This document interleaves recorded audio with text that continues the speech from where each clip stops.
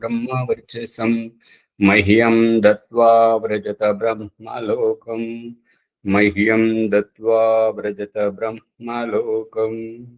ఓం శాంతి శాంతి శాంతి. ఓం. ఈ యొక్క అధ్యాత్మ సత్సంగము, సత్యార్థ ప్రకాశం అధ్యాత్మ సత్సంగానికి వచ్చేసినటువంటి వారందరికీ స్వాగతం, సుస్వాగతం. ఓం నమస్తే ఆచార్య సర్వే. నమస్తే.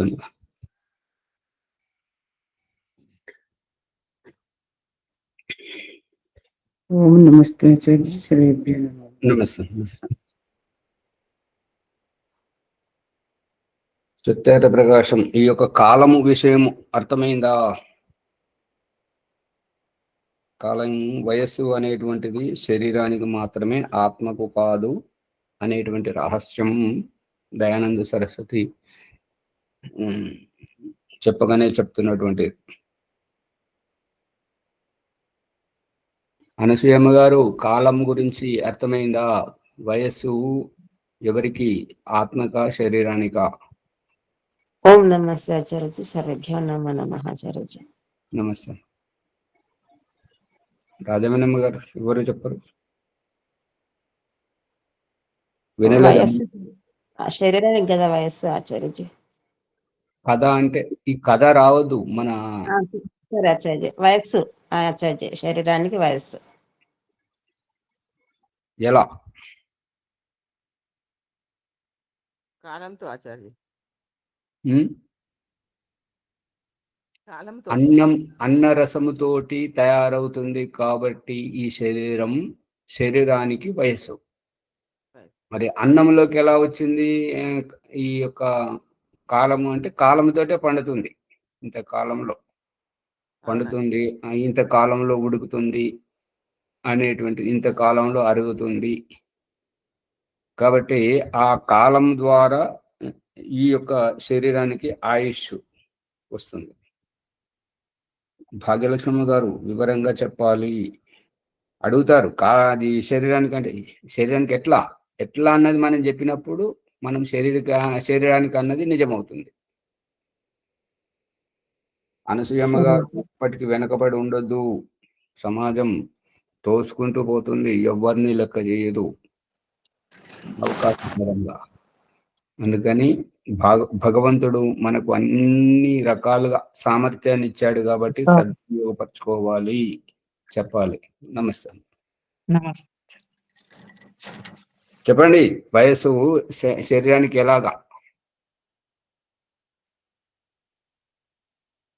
అన్నం కాలంతో పండుతుంది. నీళ్ళలో నానబెట్టిన మొలకలు రావడం కానీ, దాన్ని నారు పోయడం కానీ, నాటేయడం కానీ, పంట చేత అది కలుపుకు రావడము, పూతకు రావడము, కోతకు రావడము, ఎంత కాలంతో పండుతుందా లేదా? అమ్మగారు తీసిన తర్వాత మరొక సంవత్సరం మగ్గ పెట్టాలి. ఆ తర్వాత దాన్ని గిరిని పట్టించి మళ్ళీ ఉడకబెట్టేది, అది కూడా ఒక కాలంలోనే ఉడుకుతుంది. కాలం పండినటువంటి అన్నం తింటున్నాము కాబట్టి మన శరీరానికి వయస్సు.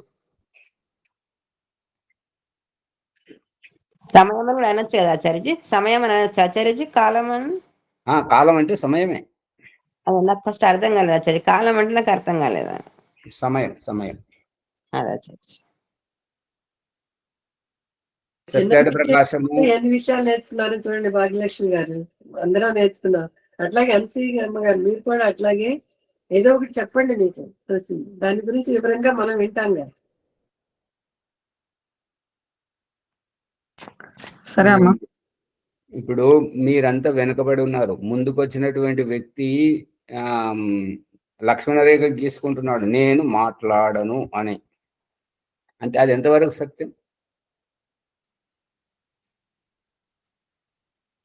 పొద్దున లేచి ఇంతవరకు వచ్చి నేను మాట్లాడను అని లక్ష్మణ రేఖ గీసుకోవడము, మళ్ళీ మీ గృహాశ్రమం నుంచి ముందుకు నడిచినటువంటి వ్యక్తి, ముందున్నటువంటి వ్యక్తి మాట్లాడనంటే దేవుని గారు ఎవరు వదులుతారు మాట్లాడకపోతే? నమస్తే అండి. నమస్తే. నమస్తే.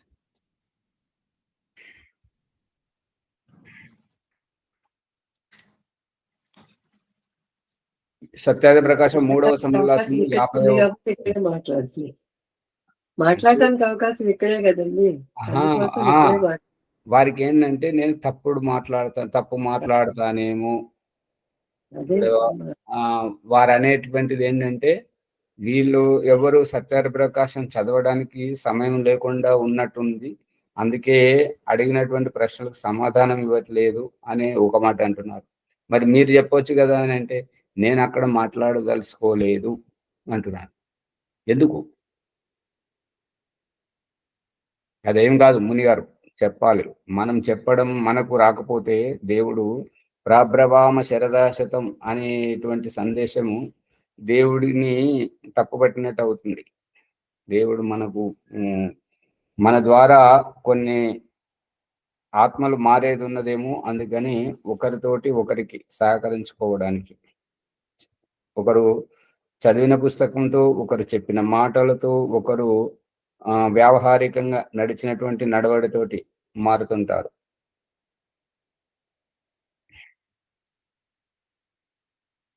సత్యాగ్రహ ప్రకాశము 3వ సమావేశము 50వ పుటలో చూడండి.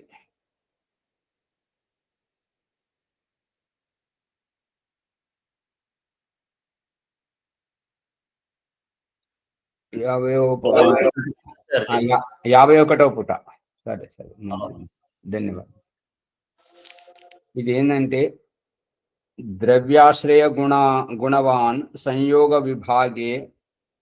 విభాగేషు అకారణం అపేక్ష ఇది గుణ లక్షణం. ఈ గుణము యొక్క లక్షణాల గురించి చెప్తున్నాడు. ఏంటంటే వైశేషిక దర్శనంలో కణాద మహర్షి 1వ అధ్యాయం 2వ పాదం 16వ సూత్రంలో చెప్తున్నాడు. ఏంటంటే తాను ద్రవ్యమును ఆశ్రయించి, అంటే తాను ద్రవ్యమును ఆశ్రయించంటే ఇక్కడ తాను ఏంటిది, ద్రవ్యం ఏంటిది, ఆశ్రయించడం ఏంటి? తీపి ధనము చెరుకు గడను ఆశ్రయించింది, చింతపండును పులుపు, నిమ్మకాయను పులుపు ఆశ్రయించింది, కాకరకాయను చేదు అనే గుణము ఆశ్రయించింది.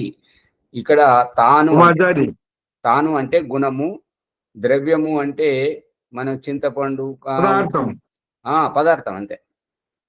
పదార్థం గుణం రెండు ఒక్కొక్కటి ఆశ్రయించు నేను చెప్తున్నాడు, అంతేనా? అంతే, రైట్. మరి యొక్క గుణమునకు తాను ఆశ్రయము కాక, అంటే గుణమునే ఆశ్రయించడం కాకుండా ద్రవ్యమును ఆశ్రయించడం ఇక్కడ గమనార్హం. సంయోగ విభాగములకు కారణము కాక అనపేక్ష, ఒకటి మరి ఒక దానిని అపేక్షింపనిది గుణం. కారము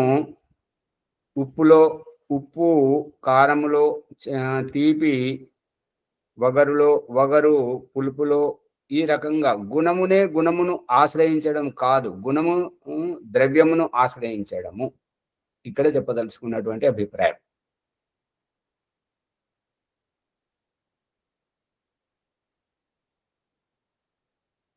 అందుకని ఈ యొక్క అంటే గుణము దేన్ని, వేరే గుణము దేన్ని ఆశ్రయించదంటారా? చెరుకు గడను చేదు ఆశ్రయించడం సరికాదు కదా, కాకరకాయను తీపి ఆశ్రయించడం. ఇప్పుడు చింతపండులో 2 రకాలు ఉన్నాయి, ఒకటి తీయటిది, ఒకటి పుల్లటిది. పుల్లటిది అయితేనేమో డబ్బాలలో ప్యాక్ చేసి 100 గ్రాములు 120, 150, 200లకు అమ్ముతున్నారు. ఈ పుల్లటిది అయితేనేమో 60-70 రూపాయలకు కిలోనేమో అట్లా. అసలు ఇక్కడ రహస్యం ఏంటంటే ఒక గుణం ఆశ్రయిస్తుందా లేదా, దాన్ని ఆశ్రయించదు అని. ఏ గుణమైనా ద్రవ్యాన్ని అంతే, ద్రవ్యాన్ని మీద ఆధారపడి ఉంటుంది. ఇప్పుడు చింతపండు పులుపు, ఇప్పుడు తీపి అన్న ఈ సందర్భంలో గుణముతో గుణం కాదు ఆచార్య, పశుపక్షి క్రిములలో లేనటువంటి భావము మనుషుల్లో ఉంటుంది. ఒరే గాడిద, అడ్డగాడిద, మనిషిగా పుట్టిన వాడిని గాడిద అని తిట్టడం ఎందుకు? గాడిద గుణాలు ఉన్నాయా? జీ నమస్తే. ద్రవ్యము ప్రభావం అంటే సరిగ్గా లేదని. పదార్థాన్ని ఆశ్రయించి గుణము పులుపు ఉంది కాబట్టి అంతే కదా ఆచార్య. సారాంశం ఇదే. కాకపోతే అక్కడ ఇంకొక విషయం ఏం తీసుకొస్తున్నాడంటే, పులుపులో కారం ఎందుకు లేదు, పులుపులో చేదెందుకు లేదు, పులుపులో తీపి ఎందుకు లేదు అంటే గుణాన్ని గుణము ఆశ్రయించదు అని అభిప్రాయం. అది నడుస్తున్నది.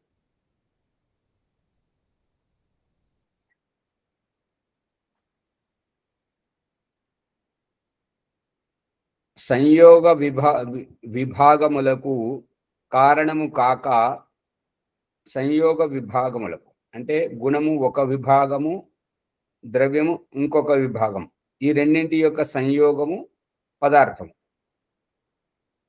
ఆ యొక్క విభాగములకు కారణము పదార్థ రూపం. అనపేక్ష అంటే అపేక్ష లేనిది, ఆశించనిది, ఊహించనిది అనేటువంటి అభిప్రాయం అనపేక్ష అనే శబ్దానికి అర్థం వస్తుంది. దాంట్లో ఏమిటి అనపేక్షమో చెప్తున్నాడు. ఒకటి, మరి యొక్క దానిని అపేక్షించనిది. ఉప్పులో కారం ఉండదు, కారంలో ఉప్పు ఉండదు. తీపిలో చేదు ఉండదు, చేదులో తీపి ఉండదు. ఈ రకంగా ఒకదాన్ని, ఒక గుణం ఇంకొక గుణమును ఆశ్రయించదు. ఏ దాని గుణము దానికి ఆచార్య. అమ్మగారు ఇక్కడ ఒకటి నడుస్తుంటే మీరు ఇంకొకటి చెప్తుంటారు. మీరు ద్రవ్యము పదార్థం గురించి చెప్తున్నారు, ఇక్కడ గుణం గురించి చర్చ జరుగుతుంది. మీరు చెప్పే దాంట్లో ఏంటంటే మనిషి ఇంట్లోనే ఉంటాడు, వాహనంలోనే యాత్ర చేస్తాడు అని సిద్ధాంతం మీరు చెప్తున్నారు. ఇక్కడ ఇతనేమంటున్నాడంటే మనిషినే ఎక్కి ఎందుకు పోడు, ఇంట్లోనే ఇల్లు ఎందుకు ఉండదు. ఇక్కడ ఏంటంటే తీపి పదార్థాన్ని, చెరుకుగడను ఆశ్రయించి ఉండడం మనకు పరిచయమై ఉంది కాబట్టి మనం సుపరిచితులం. చెరుకుగడలో తీపి ఉంటుందని, కాకరకాయలో చేదు ఉంటుందని, చింతపండులో పులుపు, నిమ్మకాయలో పులుపు ఉంటుంది అనేది మనకు తెలుసు, మనం చూస్తున్నాం. కానీ ఇక్కడ చర్చ ఏం జరుగుతుందంటే పులుపు నిమ్మకాయ, చింతపండులో, చెరుకుగడలో తీపి ఉండడం విషయం కాదు. తీపి కాకరకాయలో ఎందుకు లేదు, తీపిలో చేదెందుకు లేదు, కారంలో ఉప్పు ఎందుకు లేదు, ఉప్పులో కారం ఎందుకు లేదు, ఈ విషయం నడుస్తున్నది. గుణమును ఆశ్రయిస్తుంటది, పదార్థాన్ని ఆశ్రయిస్తుంటది. చెప్పండి. ఒక్కొక్క దాంట్లో 3 రుచులు ఉంటాయి కదా ఆచార్య. అది వేరు, పదార్థాలలో అది వేరు. అది అటువంటిది ఏంటంటే మనం తయారు చేసుకున్నటువంటిది. ఖట్టా మీఠా అని అంటుంటాం కదా, నమ్మకం. అది మనం తయారు చేసుకున్నటువంటిది. ఉసిరికాయలో 3 రుచులు ఉంటాయి. 3 రుచులు ఉంటాయి. లేకుంటే గుణాన్ని ఆశ్రయించున్నట్ట. ఇప్పుడు ఉసిరికాయలో ఏ గుణాలు ఉంటాయి అన్నది తెలుసుకోవాలి. కాదు, 5 గుణాలు ఉంటాయి ఆచార్య. 5 గుణాలు మిశ్రితమై ఉన్న ప్రధానంగా ఉండేది పులుపు, అంతే. అవునవును. మరి దాని గురించి అది ఒక నిమిషం ఆచార్య. ఇక్కడ సందర్భం ఏంటంటే ఒక గుణము ఇంకో గుణములోకి ఎంటర్ కాదు, దానికి స్వతంత్రంగా అదే ఉంటుంది, అది తెలుసుకోవాలా. అంతే. పదార్థంతో సంబంధం పెట్టుకుంటుంది కానీ ఇంకో గుణంతో సంబంధం పెట్టుకోదు. ఇది అసలైనది పట్టుకోవట్లేదు. అసలైనది ఇక్కడ దయానంద సరస్వతి చెప్పదలుచుకున్నది ఏంటంటే ఆత్మ ఇప్పుడు తల్లిదండ్రుల సంరక్షణలో ఉన్నా, గురువు సంరక్షణలో ఉన్నా, లేదంటే స్వాధ్యాయం పేరుతో వేదము వంటి సత్యశాస్త్రాల సంపర్కంలో ఉన్న దాంట్లో ఉన్నటువంటి మంచిని గ్రహించేది ఆత్మ. మంచిని మంచి గ్రహించదు, చెడుని చెడు గ్రహించదు, దుర్మార్గమును గ్రహించదు, గుణమును గుణం గ్రహించదు, ఆత్మ గ్రహిస్తుంది అని చెప్తున్నాడు ఇక్కడ. తల్లిదండ్రుల నుండి పిల్లలు నేర్చుకుంటారు, గురువు నుండి శిష్యుడు నేర్చుకుంటాడు, గురువు నుండి భక్తుడు నేర్చుకుంటాడు అనేటువంటిది ఇక్కడ చెప్తున్నాడు. అర్థమవుతుంది అమ్మగారు?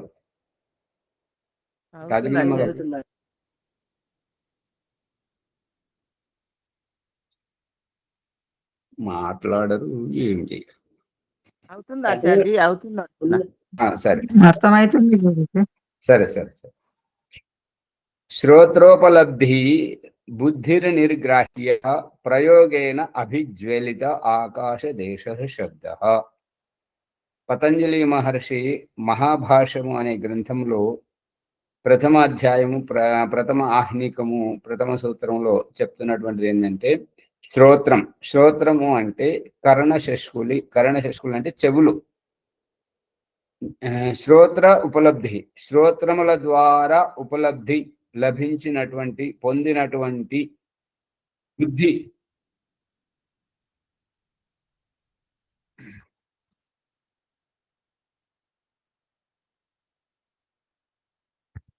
శ్రోత్రము ద్వారా వినబడినటువంటి, శ్రోత్రం గ్రహించినటువంటి బుద్ధి అంటే ఇక్కడ జ్ఞానం విషయం. నిర్గ్రాహ్య నిశ్చితముగా గ్రహించడం, నిశ్చితంగా గ్రహించి ప్రయోగేణ దానిని వ్యవహరించినప్పుడు, తదనుసారంగా నడుచుకున్నప్పుడు అభిజ్వలిత అంటే మంచిగా మండడం, వెలుగడం, ప్రకాశితం అవ్వడం అభిప్రాయం. ఇప్పుడు ఏంటంటే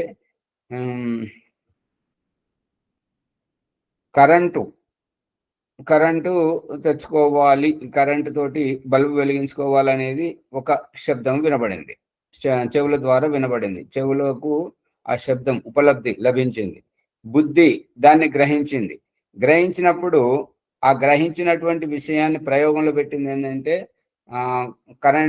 కరెంటు స్తంభం నుంచి వైరు తెచ్చుకొని హోల్డర్ ఫిట్ చేసుకొని బల్బు దానికి పెట్టేసరికి ఏమైందంటే అభిజ్వలిత, మండడం, వెలుగడం, ప్రకాశితం అవ్వడం. అభిజ్వలిత ఆకాశదేశ శబ్ద. ఈ విధముగా ఈ ఆకాశంలోకి ఒకరి ద్వారా శబ్దము వస్తుంది అనేటువంటిది ఈ పతంజలి మహర్షి యొక్క అభిప్రాయం. ఆకాశ ప్రదేశంలో, ఆకాశము అనేటువంటి భూతములలోని ఒక భూతము ఆకాశం అంటే ఖాళీ ప్రదేశంలోనే ఈ శబ్దము అనేటువంటిది, శబ్ద తరంగాలు అనేటువంటివి సంచరిస్తున్నాయి. ఇప్పుడు ఏమని చెప్తున్నానంటే, ఫోన్ చేస్తుంటే మీరు సంప్రదించాలనుకున్నటువంటి వ్యక్తి మరొక కాలులో ఉన్నారు, అంతవరకు వేచి ఉండండి లేదా మరలా చేయండి అని చెప్పేసి ఫోన్ చెప్తుంటది కదా. మళ్ళీ ఫోన్ చేస్తున్నప్పుడు ఈ నెట్వర్క్ బిజీ అని వస్తుంటది కదా. అక్కడ ఏంటంటే మనము ఏ దారిలోనైతే పోతున్నామో ఆ దారిలో ఆ ఫోన్కు ఇదివరకే ఇంకొక కాల్ వచ్చింది, అతను వేరే వాళ్ళతో మాట్లాడుతున్నాడు, అక్కడ ఖాళీ లేదు అనేటువంటిది. ఇక్కడ ఆకాశం అంటే ఖాళీ ప్రదేశము, శూన్యము. ఆ శూన్యములో ఏ శబ్ద ధ్వని తరంగాలు సంచరిస్తాయి అనేటువంటిది అభిప్రాయం. ఓం ప్రకాష్ గురుకులంలో ఉన్నప్పుడు హర్యానా, ఢిల్లీకి 50 కిలోమీటర్ల దూరంలో ఉన్నాడు. అక్కడికి ఇంకొక 50 కిలోమీటర్లు మరొక వైపుకు చరిఖీ దాదరి అని హర్యానాలో ఒక జిల్లా. అక్కడ విమానము యాక్సిడెంట్ అయింది. విమానం యాక్సిడెంట్ అయితే ఓం ప్రకాష్ తోటి వాళ్ళతోటి ఆలోచించుకుంటున్నది ఏంటంటే, విమానం కింది నుంచి పైకి ఎగురుతుంది, పైనుంచి కిందికి దిగుతుంది. ఇదంతా భూమి పైన రోడ్ అంటే దారి లేకపోతే యాక్సిడెంట్ అవుతాయి. రైలుకు పట్టాల మీద దారి లేదు కాబట్టి యాక్సిడెంట్ అవుతుంటాయి. విమానంలో గాలిలో ఎగరడానికి అది ఎందుకు యాక్సిడెంట్లు అవుతుంటాయి? ఎక్కడైనా పోవచ్చు కదా, పక్కకు తప్పించుకోవచ్చు కదా అని ఆలోచించింది. కానీ తర్వాత ఏమని తెలిసింది అని అంటే, కంప్యూటర్ తోటి ఆ యొక్క విమానం ఎగరడానికి ఒక దారి ఏదైతే చూపిస్తుంటారో అదే దారిలో పోవాలి. దానికి ఇటునటు పోయినట్టయితే ఆ సంపర్కంతో సంబంధం లేకుండా పోతుంటది కాబట్టి, దాని గురించి వివరాలు మనకు తెలియవు కాబట్టి, మళ్ళీ అది తప్పిపోయిన దాని కింద లెక్క వస్తుంటది కాబట్టి, దిగేటప్పుడు అదే దారి, ఎక్కేటప్పుడు అదే దారి. అందు గురించి చూసి జాగ్రత్తగా అక్కడ నుండి ఒక విమానం ఎగురుతుంది అంటే దిగే వాళ్ళు ఒక కొద్దిగా అట్లా ఇంకొక చక్కర్ కొట్టాలి, చుట్టూ తిరగాలి కొద్దిగా, లేదంటే కొద్దిగా నెమ్మదిగా వాళ్ళ వేగం తగ్గించుకోవాలి. ఎందుకంటే వీళ్ళు ఎగిరిన తర్వాత వాళ్ళు దిగాలి. ఈ రకంగా ఉంటుంటుంది అన్నట్టు. ఈ యొక్క దారి ఏదైతే చూపిస్తున్నారో ఆ దారి అనేటువంటిది వేవ్స్, తరంగాలు ఆ మార్గంలో పోతేనే కంప్యూటర్ పట్టుకుంటుంది అనేటువంటిది. అర్థమవుతుందా ప్రభాకర్ గారు? అవుతుందా సార్? అందుకని ఈ యొక్క ఇప్పుడు ఓం ప్రకాశం మాట్లాడుతుంటే మీ వరకు శబ్ద తరంగాలు వస్తున్నాయి, మీరు మాట్లాడితే ఓం ప్రకాశం వరకు వస్తున్నాయి. ఈ రకంగా ఒకరు మాట్లాడినప్పుడు ఈ ధ్వని తరంగాలని ఎక్కడ సంచరిస్తుంటాయి అని అంటే దానికి పతంజలి మహర్షి చెప్తున్నది అంటే ఆకాశ దేశ శబ్ద, ఈ ఆకాశ ప్రదేశంలోనే ఉంటాయి. ఇంకా భూమిలో ఉండవు, నీటిలో ఉండవు, అగ్నిలో ఉండవు, వాయువులో ఉండవు.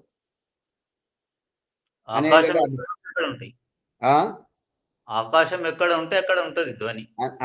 అది అంటే భూమిలో ఆకాశం లేదా అని కాదు, భూమిలో ఆకాశం ఉంది, మన శరీరంలోనూ ఉంది, అణువణువున ఆకాశం ఉంది. అందుగురించే మనకు ఈగ గరిచిన, దోమ గరిచిన, లేదంటే దెబ్బ తగిలిన జువ్వు అని చెప్పేసి నరాలని గుంజుతుంటాయి చూడండి, ఆ నొప్పంతా తెలుస్తుంటది కదా, దాని గురించి. శ్రోత్రంచే శ్రోత్రం ద్వారా ప్రాప్తించినటువంటి దానిని బుద్ధితో గ్రహించనైనది, ఆ గ్రహించినటువంటి దానిని ప్రయోగము చేసినందువలన ప్రకాశితమై ఆకాశ దేశమున ఉండునదని శబ్దము అనబడును అందురు. నేత్రంచే గ్రహింపబడునది రూపం. కళ్ళతో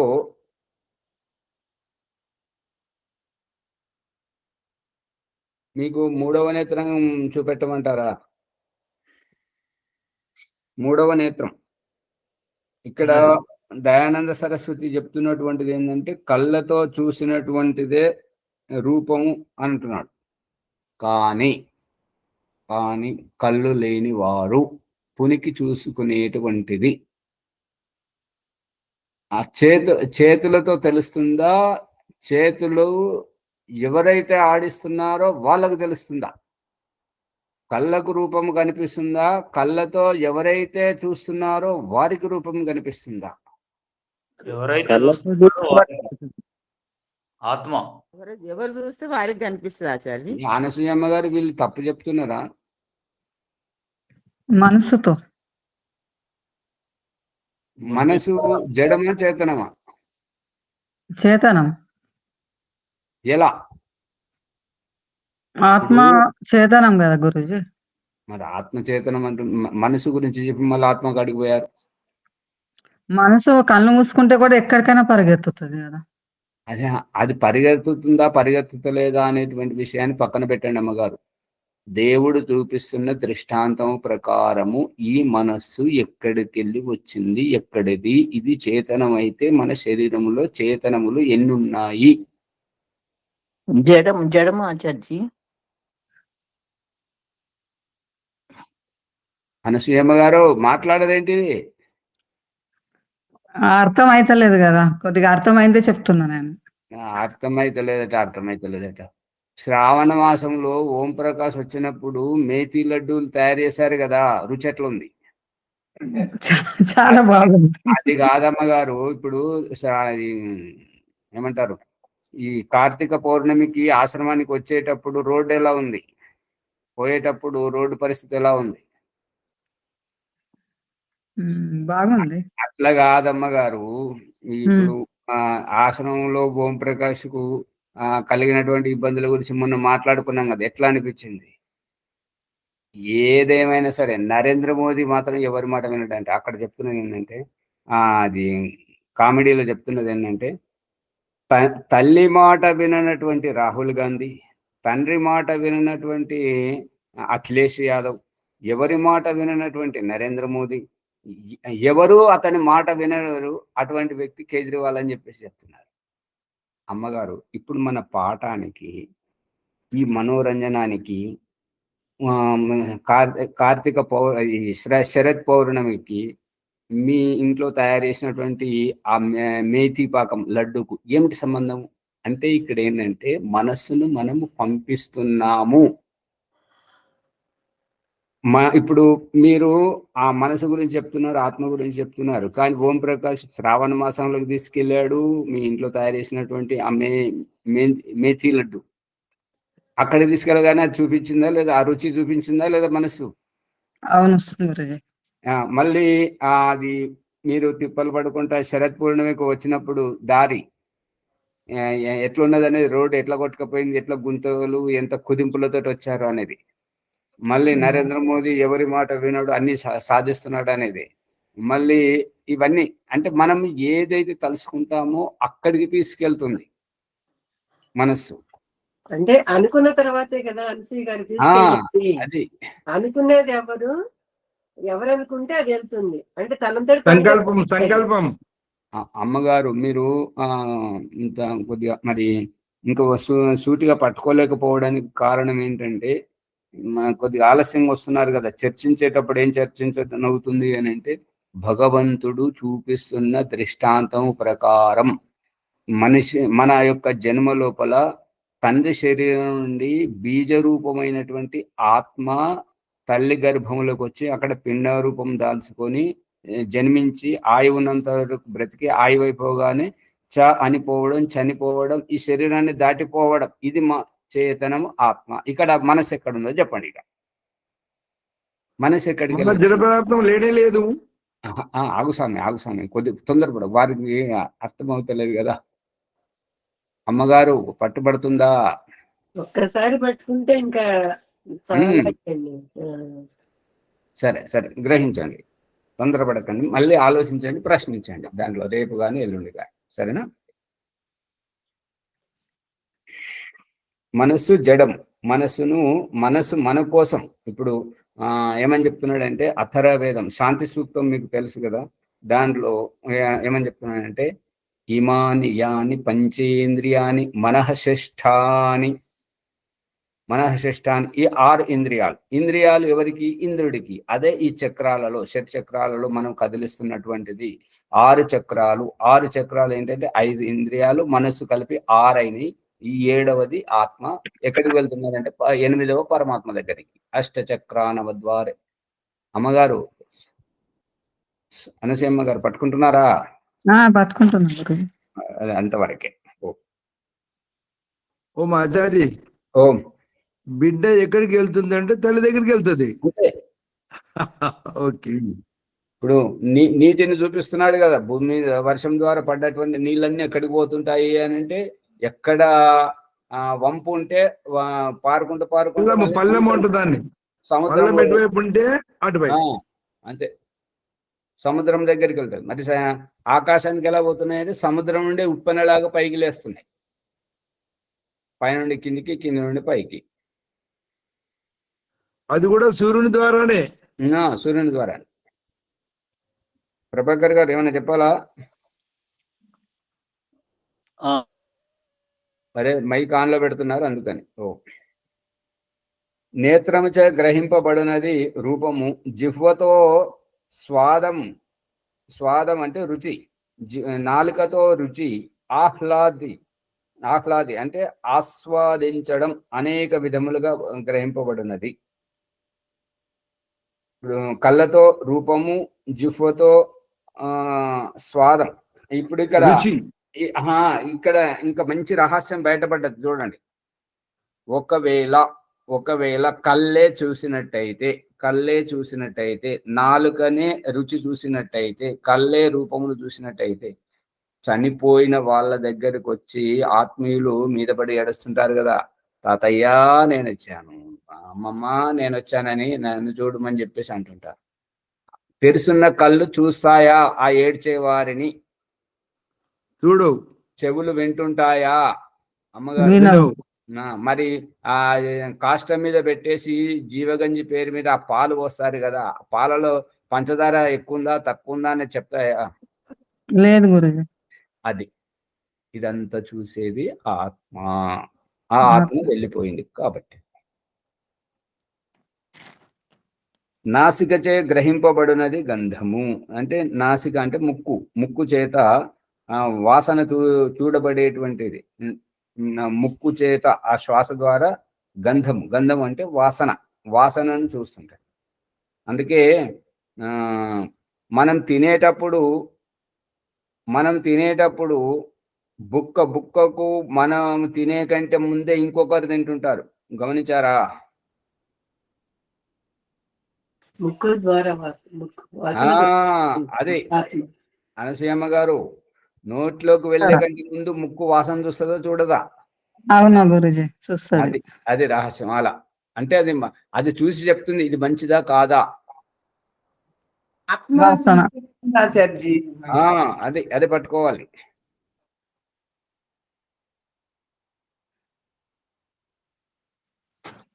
త్వగ్ ఇంద్రియముచే గ్రహింపబడినది స్పర్శము. ఇప్పుడు గాలి వస్తే చిన్నగా వస్తే పిల్ల గాలి మంచిగా అనిపించడం, లేదంటే వడగాల్పులు వస్తే శరీరం అంతా శుష్కబారిపోవడం, మరియు చలికాలంలో ఈదుడు గాలులు వచ్చినట్టయితే శరీరం గజగజ వణికిపోవడం. స్పర్శ, గాలి యొక్క స్పర్శతోటి ఇది మంచిగా ఉంది చెడ్డగా ఉంది అనేటువంటి తెలుస్తుంది. 1, 2 అని దేని వలన గణనము జరుగును అది సంఖ్య. 1, 2 అని ఏ లెక్క ద్వారా గణనం లెక్కించబడును అది సంఖ్య. దేని వలన బరువు తేలికలు తెలియను అది పరిమాణము. భాగ్యలక్ష్మమ్మ గారు తెలియదని అన్నారు కదా, దానికి వ్యాఖ్యానం చేసి చెప్తున్నాడు దయానంద మహర్షి. దేని వలన బరువు అంటే కొలతలు తెలియను అది పరిమాణం. ఇప్పుడు 4 వస్తున్నారు, ఎంత వంట చేయాలి? ఉన్న వాళ్ళు కూడా ఊరెళ్ళారు, మీరు ఒక్కరే ఉన్నారు, ఎంత పరిమాణంలో వంట చేయాలి? అంతే కదా, ఆ కొలత అనేది పరిమాణం. దాని నుండి ఒకదాని నుండి మరి ఒకటి వేరగుట పృథక్త్వం అనేటువంటిది వేరగుట. అది మాది ప్రభాకర్ గారు అంటుంటారు అది అక్కడ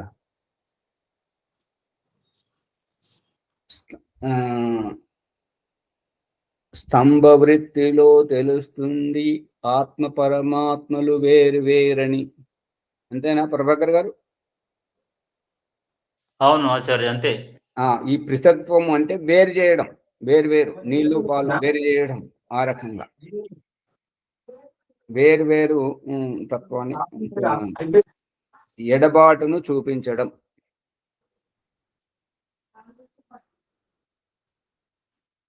అదే ఒకటి కాదు తెలుసుకోవటం. అంతే, 2 వేరని స్పష్టం చేయడం. అంతే. పృథక్త్వం అంటే విడదీసి చూపించడం. విడదీసే తత్వాన్ని పృథక్త్వం అంటారు. ఒకదానితో మరి ఒక దానికి కలయిక సంయోగం. ఇప్పుడు ఒకదానితో ఒకటి ఏంటంటే ఒకదానితో ఒకటి ఇప్పుడు మనమందరం నిమ్మకాయతో పులుపు సంయోగం. ఇప్పుడు నిమ్మకాయతో పులుపు ఆచార్య. మీరు రండి, నేను అక్కడ వచ్చి కలుస్తాను. బస్ స్టాండ్ లో, రైల్వే స్టేషన్ లో, ఆశ్రమంలో, ఎయిర్పోర్ట్ లో, ఎక్కడైనా సరే కలయికను సంయోగం అంటారు. కలయికను సంయోగం. కలిసి ఉన్నవి అనేకములుగా ఎరుగుట విభాగం. ఇంకా కలిసి ఉన్నటువంటి వాడిని ఇప్పుడు బస్ స్టాండ్లో ఎన్ని బస్సులు ఉంటాయి? ఏ ఊరికి వెళ్ళే బస్సులు ఉంటాయి? ఏ ఊరికి వెళ్ళే ప్రయాణికులు ఉంటారు? రైల్వే స్టేషన్లో, విమానాశ్రయంలో ఎన్ని విమానాలు ఉంటాయి? ఎంతమంది ఉంటారు? అది ఇంటిలో ఎంతమంది ఉన్నారు? చేతికి ఎన్ని వేళ్ళు ఉన్నాయి? ఈ రకంగా కలిసి ఉన్నవి అనేకములుగా ఎరుగుట.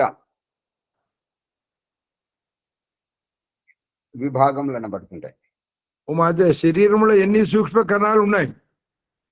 బస్ స్టాండ్ నుంచి తీసుకున్న వాళ్ళు ఎక్కడ శరీరంలో సూక్ష్మ కణాలు అంటే మరి అది అర్థం కాని విషయం, చాలా లోతు అయిన విషయం. కాకపోతే అవయవాల సంయోగమే శరీరం. అవయవాల సంయోగమే శరీరం. ఇక్కడ ఉదాహరణ ఈ బస్ స్టాండ్ బాగుంది సార్. బస్సులు ఉండడం, బస్ స్టాండ్, ఎయిర్పోర్టు, వాళ్ళు ఎక్కడ వెళ్ళిపోవడం.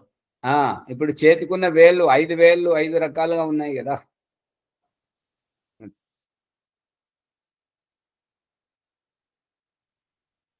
దీనికంటే ఇది పరమున ఉన్నది కావున పరము అంటే దీనికంటే దీని తర్వాత దాన్ని పరము అంటారు. పరము అనేటువంటిది ఏంటంటే అందుబాటులో ఉండనిది, దూరముగా ఉన్నదాన్ని పరం. పరాయి వాళ్ళు, పక్కింటి వాళ్ళు, పరదేశము, పరమార్థము. పరమాత్ముడు అంతేనా? పరమాత్ముడు ఆత్మకు పరమాత్మ, ఆత్మకు పరమాత్మ. ఆత్మ అన్నది మనది, పరమాత్మ అంటే మనకంటే భిన్నముగా ఉన్నది అనేది పరమాత్మ. పరలోకం, పరరూపం అంటే మన రూపం కాదు అని. పరలోకం ఈ భూలోకం కాదు అని అభిప్రాయం. అంటే ఈ జీవితంలో మనం చూస్తున్నది కాదు అని. ఓ మాచార్జీ, అదే పరలోకమందున్న నా ప్రభు అంటారు కదా, దీనికి వర్తిస్తుంది ఆచార్జీ. అంటే ఈ అభిప్రాయం ఏంటి? ఈ లోకంలో లేడనా? నీలో లేడు, నాలో లేడనే కదా. అంటే అంతటా ఉన్నాడు, మనకైతే అంతటా ఉన్నాడండి. మిమ్మల్ని తప్పు పట్టడం కాదమ్మా, వారి అభిప్రాయానికి ఈ అర్థం వస్తుంది అని అభిప్రాయం. ఒకసారి వరలక్ష్మి గారు పరలోక మందున నా తండ్రి అని మంచిగా అంటారు, స్పష్టంగా అంటారు ఆచార్య. ఒకసారి రమణండి అంటే ఇక్కడ లేదని స్పష్టంగా తెలిసిపోతుంది.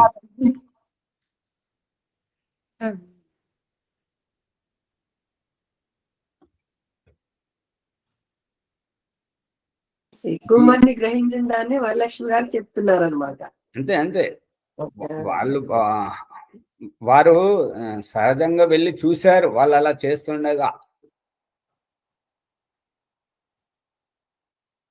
దీనికంటే ఇది పరమున ఉన్నది కాబట్టి పరము, సమీపం ఉన్నది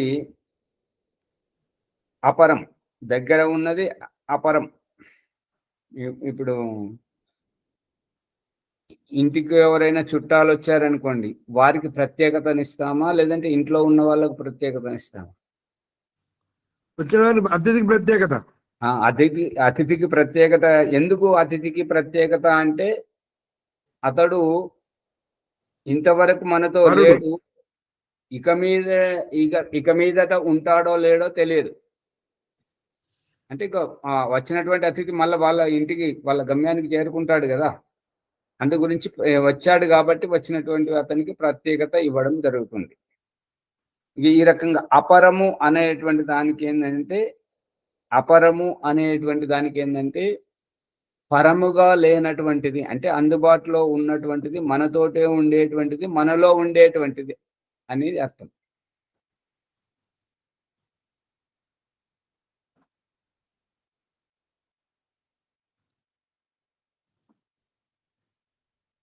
మంచి చెడుగుల జ్ఞానము కలిగించినది బుద్ధి. మంచి చెడు ఈ రెండింటి యొక్క జ్ఞానము కలిగించినటువంటిది బుద్ధి. ఆనందము పేరు సుఖము. ఆనందము పేరు సుఖము అని అంటే, సుఖము అంటే ఏంటి అనసూయమ్మ గారు? మనసు అనేది శాంతంగా ఉండే మనసు సుఖాన్ని పొందుతుంది. మాట్లాడతారమ్మగా. ఇప్పుడు మన మనసు అంతా ఏం చేస్తుంది? ఇక్కడ పాఠం వింటున్న వాళ్ళది శాంతంగా ఉన్నదా లేదా? ఉన్నది. మరి సుఖం పొందుతున్నారా? అవును, పొందుతున్నా. అంటే విషయం అర్థమైన వాళ్ళకి ఆనందం కలుగుతుంటది. ఇక్కడ సుఖం అంటే అమ్మగారు సూటిగా, సుఖం అంటే ఏంటంటే అనుకూలం. ఓ మాచారి, సుఖం అంటే సు అంటే మంచి, కమ్ అంటే ఇంద్రియం. ఇంద్రియానికి మంచి సుఖం, అవును సరే. ఇంద్రియానికి ఇబ్బంది కలిగించే దుఃఖం. ఇప్పుడు దాని అనసూయమ్మ గారి నిర్వచనం అట్లా ఉన్నది. వినండి మునిగారు, అనసూయమ్మ గారి ప్రశ్నకు సమాధానం చెప్పిన మునిగారు అనసూయమ్మ గారు తోకబట్టుకొని వెంటబడిపోతున్నారు. ఏమంటున్నారంటే ఇంద్రియాలు చేతనము, ఇంద్రియానికి సుఖం కల్పించాయి. ఇంద్రియాల ద్వారా ఆత్మయే సుఖం పొందుతుంటది మునిగారు. ఆత్మనే సుఖం పొందుతుంది ఆచార్య. ఇది సుఖం అనే దానికి నిర్వచనం చెప్తున్నాను నేను. సుఖం అంటే సు అనే అక్షరానికి మంచి, కమ్ అంటే ఇంద్రియం, రెండు కలిపితే ఆ విధంగా అర్థం చెప్తున్నాను నేను. సుఖము దుఃఖం పొందేది ఆత్మనే ఆచారి. సు అంటే వెంటనే ముందే అనే తెలుసుకున్నాం. పదం, వెంటనే అనేది విన్నాను. సు అనే పదానికి వెంటనే అంటే గ్రహించేది, వెంటనే గ్రహించేది అనేది ఆచార్య. సు అనే దానికి అర్థం అది కాదు, మంచి మంచి అని అర్థం. అది అంటే మంచిది అంటే వెంటనే గ్రహించగలిగే శక్తి ఆత్మది కాబట్టి సు అనేటటువంటి వెంటనే. అమ్మగారు మీరు మాట్లాడే భాష ఎలా ఉన్నది అని అంటే, తల్లి పిల్లలకు ఏమైనా చెడు చెప్తుందా? అన్ని మంచి విషయాలే చెప్తుంటది కదా, మరి పిల్లలు ఎందుకు గ్రహించారు? గురువు ఏమైనా చెడు నేర్పిస్తాడా? జ్ఞాన విజ్ఞానమే నేర్పిస్తాడు కదా, మరి ఎందుకు పట్టుకోలేదు? ఉపదేశించేటువంటి ధర్మాచార్యుడు ఏమైనా తప్పు ఉపదేశిస్తాడా? చేయడు. మంచిగా చెప్తున్నప్పుడు ఆ మంచిని ఎందుకు గ్రహించాడు? అంటే వెంటనే అనేటువంటిది మన వివేకం మీద ఆధారపడి ఉంటుంది, తెలుసుకోవడానికి కొరకు అంతే. కొంతమంది చెప్తుంటేనే గ్రహిస్తుంటారు, కొంతమందికి ఏళ్ళ తరబడి చెప్పినా కూడా ఎందుకు పట్టుకోలేదు. అవును, ఎక్కడ వేసిన కొంగడు ఎక్కడే ఉండవని కూడా అంటారు.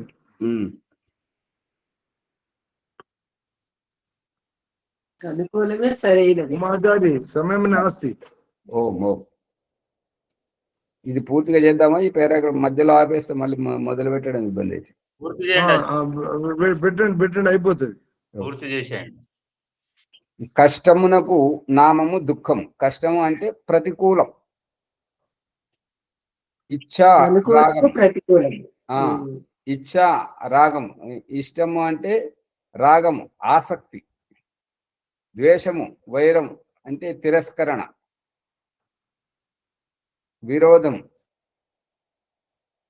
ప్రతిక్రియ, ప్రయత్నము అంటే నానావిధ పురుషార్థం, ఏదైనా ఒక ఉబలాటము, తాపత్రయము, ఉత్సుకత, గురుత్వము బరువు.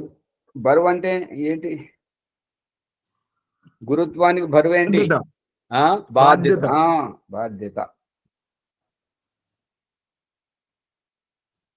ద్రవత్వము కరుగుట.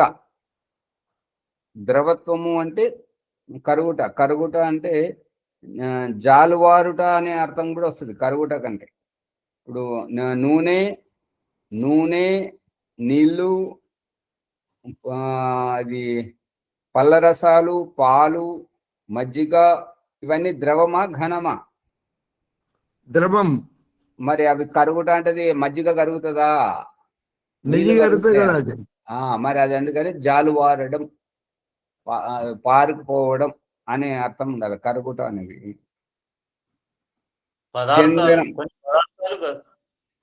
అదే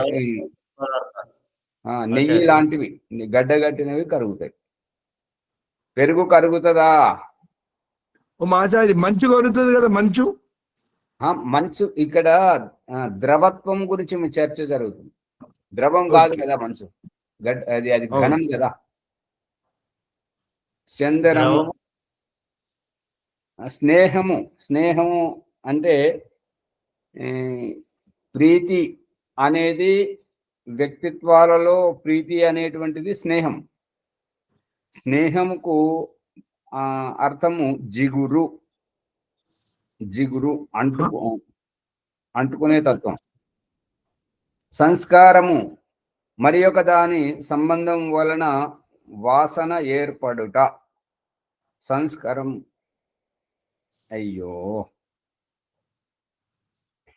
సంస్కారము అనేటువంటిది మరి ఒక దాని సంబంధం వలన వాసన ఏర్పడుట. ఇప్పుడు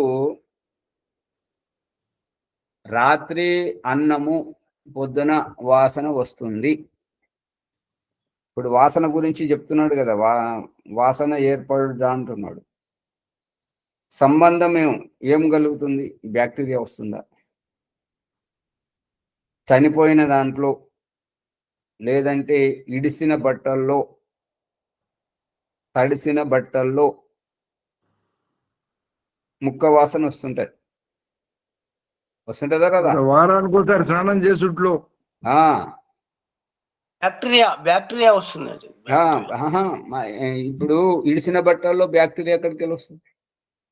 శరీరం మీద ఉన్నప్పుడు కంపు వాసన కొంతమందికి వస్తుంటది కదా. అవును.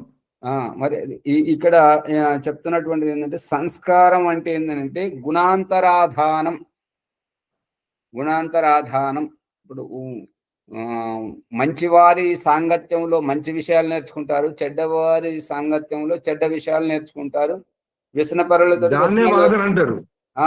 మరి సంస్కారం అన్నదానికి ఈ అర్థము చెప్తే ఎవరు రారు, ఎవరు నేర్చుకోరు.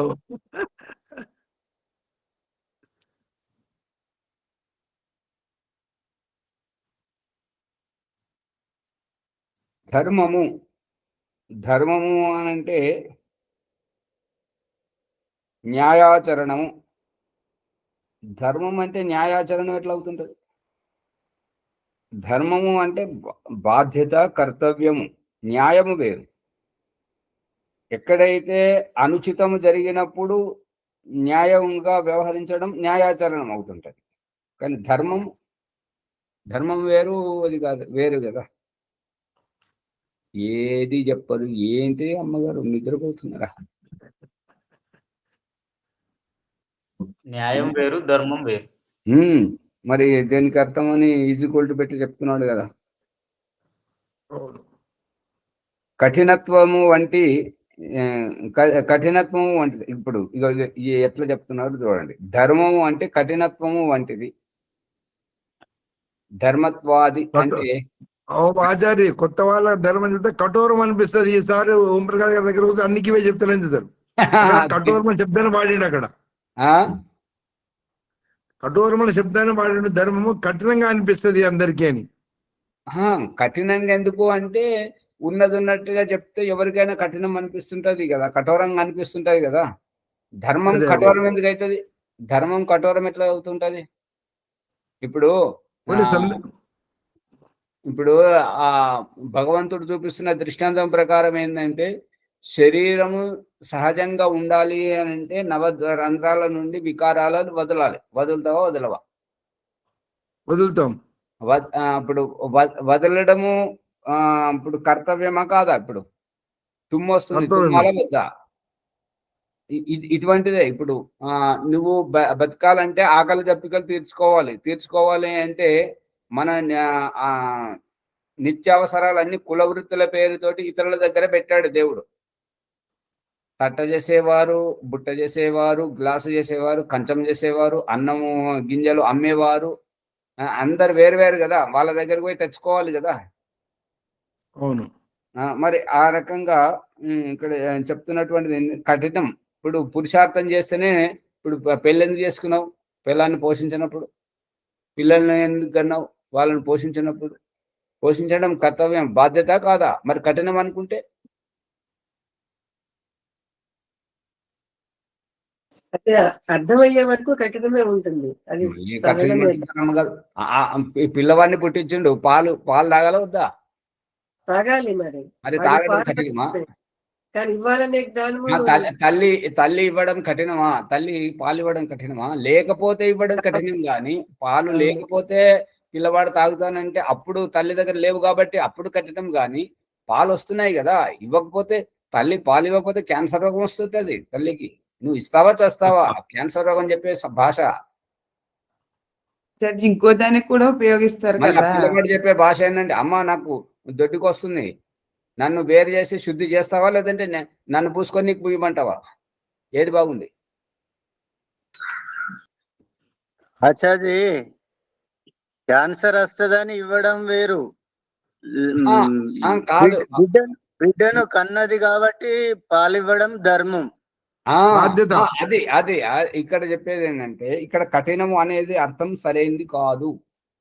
కఠినం అంటే మనము వేరే వారు ఎవరైతే నిజాయితీగా సహజంగా వారి ధర్మం వారు పాటిస్తున్నారో వారికి నేర్పించినట్టు అవుతుంటది. వాళ్ళను దిగ్భ్రమితం చేసినట్టు అవుతుంటది, దారి తప్పించినట్టు అవుతుంటది వాళ్ళ కర్తవ్యం నుంచి. కఠినం అనేది నాకైతే మరి నాది మిడిమిడి జ్ఞానం, నాకు ఇంతవరకు అర్థమైంది. అది చూడండి. అధర్మం ఇంకొక ఆలోచిస్తూ రాశారు ఆచార్య, వాళ్ళ అర్థమే కరెక్ట్ కాదు, మీరు చెప్పిందే కరెక్ట్ ఆచార్య. అమ్మగారు తొందరపడద్దు, ఎందుకంటే లోతైన అర్థం ఉంటుందమ్మా. న్యాయాధీశుడు కదా ఆచార్య. ఇప్పుడు ఒకళ్ళ దొంగ ఉన్నాడు, దండిస్తాము, ఆ దృష్టితో ఖండించడం అనేది కఠినమని ఆయన రాశారు అర్థము. మరి పరమేశ్వరుడు న్యాయాధీశుని మనం శిక్ష వెయ్యాలి కదా, కోర్టులో తప్పు చేసిన వాడు శిక్ష వెయ్యాలి కదా. ఆ శిక్ష వెయ్యకపోతే న్యాయం ఎలాగవుతుంది ఆచార్జీ? ఇప్పుడు శ్యామలయ్య గారు ఎన్నో సందర్భాలు అంటారు, ఆచార్య మీ నియమాలు చాలా కఠినంగా ఉంటాయండి. ఆచార్య నియమం ఏముంటది? ఏదైనా సూటిగా చెప్తే, ఎవరైనా సూటిగా చెప్పే వారికి కఠినంగానే అనిపిస్తుంది. ఓం ఆచార్య, సత్యం చెప్పడము కఠినము అనుకుంటారు, అబద్ధం చెప్పడము సులభము అని. అదే అధర్మము అన్యాయాచరణం. ఈ అధర్మము అన్యాయాచరణం ఎట్లా అవుతుంటది? కఠినతకు విరుద్ధమైన కోమలత, ఇవి 24 గుణములు అని చెప్తున్నాడు. ఇది అయిపోయింది. ఓం నమస్తే. మునిగారు ముందుకు తీసుకెళ్ళండి. రేపు మళ్ళీ కంటిన్యూ చేయాలి పేరాగ్రాఫ్. రేపు మళ్ళీ చదువుకోవాలి, పునరావృతం చేసుకుంటే కొంచెం గట్టి అయితే విషయం. ఓం. ధన్యవాదాలు ఆచార్య ఓంప్రకాష్ గారికి. ఏమంటారు? ఈ 51వ పుటలో నిన్నటి పాఠంలో 2 సందేహాలు సరి చేసుకోవాలి అని ఉద్దేశం. ఏమిటి? ఈ ప్రాణము అపానం అనేది, ప్రాణం స్థలంలో అపానం రాయాలి, అపానము దగ్గర ప్రాణం రాయాలి. రాయకూడదు. అది రేపు చెప్పుకుంది. ఇది గుర్తు చేయండి, మరి ముందే చెప్పుకుంటే బాగుంటది. సమయం అయిపోయింది. ముందుగా మళ్ళీ ఇంకోసారి చెప్పుకోవాలండి. ఓం. ఆచార్య ఓంప్రకాష్ ధన్యవాదములు. జ్ఞానగంగా ఆధ్యాత్మిక విద్య సత్యప్రకాశము మనము లోతుగా అర్థం చేసుకుంటున్నాము. కణాదమాస్ చెప్పినటువంటి 24 పదార్థాలను విడివిడిగా తెలుసుకోవడం, విశేషమైన జ్ఞానాన్ని పొందడం. మన జీవితంలో ప్రతి క్షణంలో మనకు తరసపడేటువంటి గుణాలు తెలుసుకోవడం. గుణము వేరు, గుని వేరు. గుణమును ఆశ్రయించదు, గురుని ఆశ్రయిస్తుంది, పదార్థాన్ని ఆశ్రయిస్తుంది. తెలుసుకున్నాము. ధన్యవాదములు. ఈ ఎపిసోడ్లో లైక్ చేయండి, షేర్ చేయండి, సబ్స్క్రైబ్ చేయండి, పక్కన ఉన్న గంట సింబల్ గట్టిగా నొక్కండి. 1-2 సార్లు వినాలి. ఈరోజు వైదిక సంధ్యోపాసన విరమ సమయం 6 అయిపోయింది. ఈరోజు వైదిక సంధ్య శ్యామలయ్య, రేగడి మైలారం. శ్యామలయ్య గారు చెప్పండి. ఓం. వికారాబాద్ జిల్లా.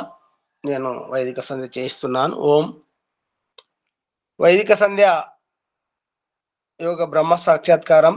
పుట్టబోయే శిశువు ఆత్మభావన భగవంతుని ప్రార్థిస్తుంది ఏమనగా, ఓం అమృతోపస్తరణమసి స్వాహ. ఓ అమృత స్వరూప, నా కోసం ఉపస్థారణగా పరుచుకున్నావా స్వామి, ధన్యుడను. ఓం అమృతాపిదానమసి స్వాహ. ఓం అమృత స్వరూప, నా ఆత్మరక్షణకై ఆకాశ దుప్పటిగా ఆవరించావా స్వామి, ధన్యుడను. ఓం సత్యం యశశ్రీర్మయ శ్రీ శ్రేతాం స్వాహ. ఓ పరమేశ్వర, సత్యం, యశస్సు, ధనైశ్వర్యాలు మరియు బుద్ధి నన్ను ఆశ్రయించి నాలో ఉండునుగాక. గర్భంలో ఊపిరితో పాటు శిశువు యొక్క ఆకలి దప్పికలు అమ్మ చూసుకునేలా చేశావు స్వామి. ఇప్పుడు గర్భం నుండి బయటకు వచ్చాక అమ్మతో కలిసిన ఆ పేగుబంధాన్ని సైతం తెంచనైనందున శిశువు అభ్యర్థన. ఆచమన మంత్రం. ఓం శన్యో దేవీరభిష్టయ ఆపో భవంతు పీతయే శన్యోరభిస్రవంతు నః. యజుర్వేదంలోని ఈ మంత్రం 36వ అధ్యాయం 12వ మంత్రం. ఓ దివ్యస్వరూప, ఇష్టపూర్వకంగా సేవించ యోగ జల స్రవములను నాకు అందుబాటులో స్రవింప తదాస్తు. అదిగో అమ్మ దగ్గరికి వెళ్ళి ఆ కమ్మని స్తన్యపానం చేయుము జీవాత్మ. ఓ పరమేశ్వర, నాకు తల్లి, తండ్రి మరియు ఆత్మీయుల సాన్నిధ్యపు పునర్జన్మను ప్రసాదించుము స్వామి.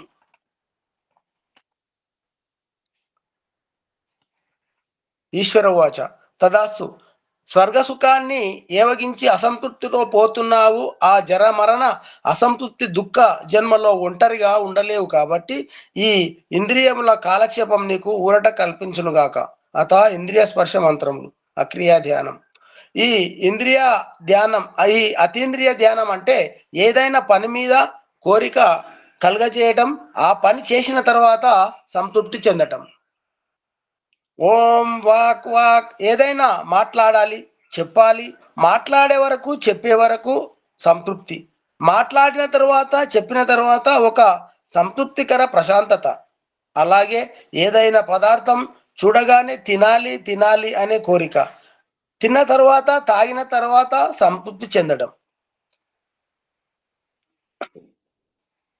భక్షాభాక్ష అవివేక బుద్ధితో హానికర పదార్థ సేవన అనారోగ్యం, మృత్యు, దుఃఖ అసంతృప్తి దశ మరియు వివేక బుద్ధి పూర్వక మోక్ష ఆనంద మార్గము సంతృప్తికర జీవితం.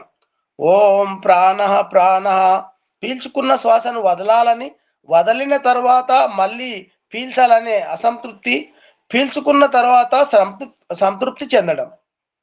పాన అపాన వ్యాన సమాన ఉదాన నాగ కూర్మ దేవదత్త కృకంకల ధనంజయ ఈ దశ ప్రాణముల ద్వారా ఆత్మ జీవం పోసుకొని జీవాత్మ అనబడుతుంది. అంటే దేహంలో ఇవే ప్రాణముల ద్వారా జీవాత్మ సక్రియంగా ఉంటుంది.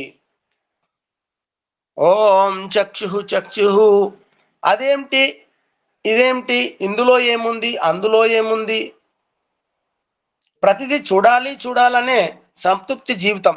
చూసిన తర్వాత సంతృప్తి ఒక మనశ్శాంతి. ఓం శ్రోత్రం శ్రోత్రం ఇది అది ఏదో వినాలనే తాపత్రయం, విన్న తర్వాత సంతృప్తి చెందడం. ఓం నాభిర్మే చిత్తం విజ్ఞానం యజుర్వేదం 20వ అధ్యాయం 9వ మంత్రంలో ప్రారబ్ధ బుద్ధి జన్మకు భౌతికంగా నన్ను ఒకవైపు దిగజారుస్తుంటే, మరొక వైపు ఈ మానవ జన్మలో పూజ, జపం, ఉపాసన, ధ్యానం అనే సందర్భాల పేరుతో పూజారి ఆచార్యుల ద్వారా నన్ను మెప్పించి నీ చెంతకు రప్పించుకోవడం చూస్తే మాటలు రావడం లేదు స్వామి. నాకు ఈ విధంగానే జరుగుతున్నది. ఓం హృదయం ముదన్నమశ సంశివదర్వ హృదయం చయత్ అధర్వణ వేదం 10వ కాండం 2వ సూక్తం 20వ మంత్రం. ఓ జగదీశ్వర, నీవు మా హృదయాలలోనే ఉంటూ మేము ఏదైనా తప్పులు చేస్తే భయంగాను, మంచి పనులు చేస్తే ప్రోత్సాహంగాను ఇలా హెచ్చరిస్తూ ప్రేరణ కల్పిస్తున్నావు. ధన్యుడను స్వామి. ఓం కంఠ అసౌగ్రీవచ్చ శ్రోణి యజుర్వేదం 20వ అధ్యాయం 8వ మంత్రం. మణిహారం వలె అలంకృత ఆ 2 కంఠ ఎముకల మధ్య స్థానం అన్నపానీయ శ్రవముల ఆవాగవన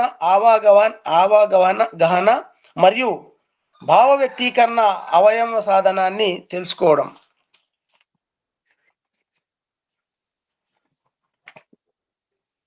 ఓం శిరః మస్తిష్కాత్ ఊర్ధ్వః ప్రయాత్వ మన్యు అది శీర్షతః అధర్వణ కాండం 16వ సూక్తం 26వ మంత్రం.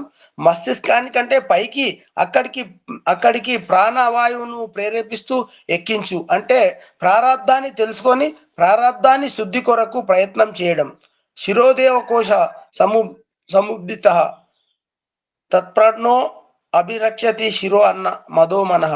అధర్వణ వేదం 10వ కాండం 2వ సూక్తం 27వ మంత్రం. అంటే శిరస్సు దేవనిలయం, ప్రాణంతో రక్షిస్తుంది. ఆ స్ఫూర్తే మనస్సు యొక్క జీవితం. ఓం బాహుభ్యాం యశోబలం బాహుమే బలవింద్రియం యజుర్వేదం 20వ అధ్యాయం 2వ మంత్రం. అంటే బాహుభుజములు బలవర్తకంగా ఉండునుగాక. ఓం కరతలకర పృష్ఠే మోద ప్రమోద అంగుళీరంగాన్ని మాత్రమే సహా యజుర్వేదం 20వ అధ్యాయం 6వ మంత్రం. హస్తమే కర్మవీర్యం యజుర్వేదం 20వ అధ్యాయం 7వ మంత్రం. ఈ మంత్రాల యొక్క అర్థం నా చేతులలోనే నా కర్మ పురుషార్థం సహితమై ఉందని తెలుసుకోవడం. అందుకే అందరితో స్నేహపూర్వకంగా ఉంటూ ఉపకారం చేయటం. ఈ విధంగా మార్జన మంత్రములు. ఓం భూ పునాతు శిరసి, ఓం భువ పునాతు నేత్రయో, ఓం స్వః పునాతు కంఠే, ఓం మహ పునాతు హృదయే, ఓం జన పునాతు నాభ్యాం, ఓం తప పునాతు పాదయో, ఓం సత్యం పునాతు పునః శిరసి, ఓం కం బ్రహ్మ పునాతు సర్వత్ర. ప్రాణాయామ మంత్రం. ఓం భూః, ఓం భువః, ఓం స్వః, ఓం మహః, ఓం జనః, ఓం తపః, ఓం సత్యం. అగమర్షణ మంత్రములు. ఓం మృతంచ సత్యంచ విధాత తపసోద్యజాయత, తతో రాత్రాజాయత, తతః సముద్రో అర్ణవః, సముద్రాదర్ణవాదది సంవత్సరో అజాయత, అహోరాత్రాని విదదతి విశ్వస్య మిషతో వసి, సూర్యాచంద్రమసౌ ధాత యథా పూర్వమకల్పయత్, దివంచ పృథివించ అంతరిక్షమతో స్వః, శన్యో దేవీరవిష్టయా ఆపో భవంతు పీతయే, శన్యోరవిస్రవంతు నః. అత మనసా పరిక్రమ మంత్రము. ఓం ప్రాచీదిరగ్నిరధిపతిరసితో రక్షితాదిత్యా ఇషవః, తేభ్యో నమో అధిపతిభ్యో నమో రక్షితృభ్యో నమ ఇషుభ్యో నమ ఏభ్యో అస్తు, యోస్మాన్ ద్వేష్టియం వయం దిస్మస్తంభోజం వేదద్మః. తూర్పు దిక్కు భగవంతుడున్నాడని తెలుసుకొని ఆ విధంగా దక్షిణ దిక్కు కూడా దక్షిణాది ఇంద్రోతిపస్తిరక్షిరాజీ రక్షితాపితర ఇషవః, తేభ్యో నమో అధిపతిభ్యో నమో రక్షతృభ్యో నమ ఇషుభ్యో నమ ఏభ్యో అస్తు, యోస్మాన్ ద్వేష్టియం వయం దిస్మస్తంభోజం వేదద్మః. ప్రచీతి దిగ్వర్ణోధిపతి పృథాకు రక్షితాన్నమిషవః, ఏభ్యో నమో అధిపతిభ్యో నమో రక్షతృభ్యో నమ ఇషుభ్యో నమ ఏభ్యో అస్తు, యోస్మాన్ ద్వేష్టియం వయం దిస్మస్తంభోజం వేదద్మః. ఉదీచి దిక్ సోమోధిపతి స్వజో రక్షితా శనిరిషవః, తేభ్యో నమో అధిపతిభ్యో నమో రక్షతృభ్యో నమ ఇషుభ్యో నమ ఏభ్యో అస్తు, యోస్మాన్ ద్వేష్టియం వయం దిస్మస్తంభోజం వేదద్మః. ఉత్తర దిక్కు కూడా భగవంతుడు ఉన్నాడని తెలుసుకొని ఉత్తర దిక్కు చేసి తర్వాత భూమి దిక్కు. ధ్రువా దిగ్విష్ణురధిపతి కల్మాశగ్రీవో రక్షితా వీరుద ఇషవః, తేభ్యో నమో అధిపతిభ్యో నమో రక్షితృభ్యో నమ ఇషుభ్యో నమ ఏభ్యో అస్తు, యోస్మాన్ ద్వేష్టియం వయం దిస్మస్తంభోజం వేదద్మః. అదేవిధంగా పై దిక్కు భగవంతుడు ఉన్నాడని ఆయన చేసేటటువంటి కార్యక్రమాలను తెలుసుకొని ఊర్ధ్వా దిక్ బృహస్పతిరధిపతిత్రో రక్షితా వర్షమిషవః, తేభ్యో నమో అధిపతిభ్యో నమో రక్షతృభ్యో నమ ఇషుభ్యో నమ ఏభ్యో అస్తు, యోస్మాన్ ద్వేష్టియం వయం దిస్మస్తంభోజం వేదద్మః. అన్ని దిక్కులు భగవంతుడు తెలుసుకొని ఆత్మ. ఓం ఉపస్థాన మంత్రం. ఓం జాతవేదసే సునమామ సోమమరాతీయతో నిదాతి వేదః సనపర్షతతి దుర్గాని విశ్వానావేవ సింధుం దురితత్యగ్నిః, చిత్రం దేవానాముదగాదనీకం చక్షుర్మిత్రశ్చ వరుణశ్చాగ్నే, అప్రాద్యావా పృథివీ అంతరిక్షగం సూర్యాత్మా జగతశ్చ స్వః, ఉదిత్తం జాతవేదసం దేవం వహంతి కేతవా దృశ్యే విశ్వాయ సూర్యం. ఓం ఉద్వయం తమసస్ఫరిష్య పశ్యంత ఉత్తరం, దేవం దేవత్రా సూర్యమగన్మ జ్యోతిరుత్తమం. ఈ విధంగా రెండవ ప్రకరణ పూర్తి చేసుకున్న తర్వాత ప్రాయశ్చిత్త మంత్రం. ఓం తచ్చక్షుర్దేవహితం పురస్తా శుక్రముచ్చరత్, పశ్యేమ శరదాశతం జీవేమ శరదాశతం, శృణయామ శరదాశతం తం ప్రబ్రవామ శరదాశతం, అధీనాశ్యామ శరదాశతం భూయచ్చ శరదాశతాత్. ఓం శన్యో దేవీరభిష్టయా ఆపో భవంతు పీతయే, శన్యోరవిస్రవంతు నః. గురు గాయత్రి మంత్రం. ఓం భూర్భువస్వః తత్సవితుర్వరేణ్యం భర్గో దేవస్య ధీమహి ధియో యో నః ప్రచోదయాత్. సమర్పణ. హే జగదీశ్వర దయాలు, నీ కృప వలన మేము చేసిన ఈ జప ఉపాసనాది కర్మముల ద్వారమున ధర్మార్థ కామ మోక్షములు వెంటనే సిద్ధించునుగాక. నమస్కార మంత్రం. ఓం నమ శంభవాయ చ మయో భవాయ చ, నమ శంకరాయ చ మయస్కరాయ చ, నమ శివాయ చ శివతరాయ చ, ఓం శన్యో దేవీరభిష్టయ ఆపో భవంతు పీతయే శన్యోర విశ్రవంతు నా. ఓం ఆచార్య నమస్తే. సర్వేభ్యో నమః. ఓం ఆచార్య శాంతి పట్కరం. जी ఆచార్య ఓం శ్యామలయ్య ప్రారంభం నుంచి తర్వాత విమర్శన కన్నా మొదలు మన అంటే భూ పునాతో శిరసి అప్పటి వరకు అర్ధసత్యంగా కరెక్ట్ గా చెప్పిండు. తర్వాత నెక్స్ట్ కార్యక్రమంలో నాది అక్కడి నుంచి ఏది మార్జాన మంత్రి నుంచి చివరి దానిక ఉపస్థాన మంత్రి దగ్గర నాది అర్ధసహితంగా ఉంటది. నా తర్వాత ప్రభాకర్ గారు ఉపస్థాన మంత్రి తీసుకొని చివరి దానికి ఉంటుంది. ఈ వరుసగా 3 ఒక్కరోజు వచ్చినాయి అనుకోండి, అందరికి మొత్తం సంధ్య మొత్తం అర్థమైపోతుంది. అది నేను గమనించిన ఆచార్య. మీరు ఆలోచించండి, ఆ విధంగా సెట్ చేస్తే బాగుంటుంది. ఇవాళ ఇంకొక విషయం చెప్పారు శ్యామలయ్య గారు, పట్టుకున్నారా లేదా? చెప్పండి ఆచార్య, నేను వినలేదు. మరి నన్ను మెప్పించి నీ చెంతకు రావడం చూస్తుంటే నోట మాట రావట్లేదు స్వామి, నాకు అట్లాగే జరుగుతుంది. దాన్ని కూడా ధన్యవాదాలు. గుర్తిస్తున్నారు అన్ని. సరే, శాంతి పాట. నమస్తే. నమస్తే. ఓం శాంతిరంతరిక్షం శాంతి, పృథివీ శాంతి, ఆపా శాంతి, ఓషధే శాంతి, వనస్పతే శాంతి, విశ్వే దేవా శాంతి, బ్రహ్మ శాంతి, సర్వం శాంతి. శాంతిరేవ శాంతి సామా శాంతిరేది. ఓం శాంతి శాంతి శాంతి. శ్రీభ్యో నమః. అందరికీ నమస్కారం, శుభోదయం, సుప్రభాతం. నమస్తే ఆచార్య. సర్వే నమస్తే ఆచార్య. నమస్తే ఆచార్య, ధన్యవాదాలు. సర్వేభ్యో నమో నమః. నమస్తే.